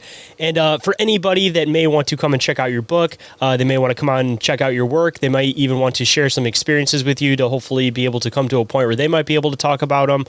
Where can everybody find your book? Where can everybody contact you? And where can they find anything that you might be working on the internet?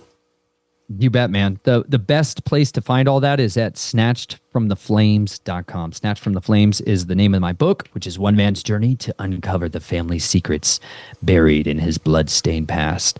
And I have that available. You guys can get that on Amazon. I also have an audio version, an ebook version, which are name your own price.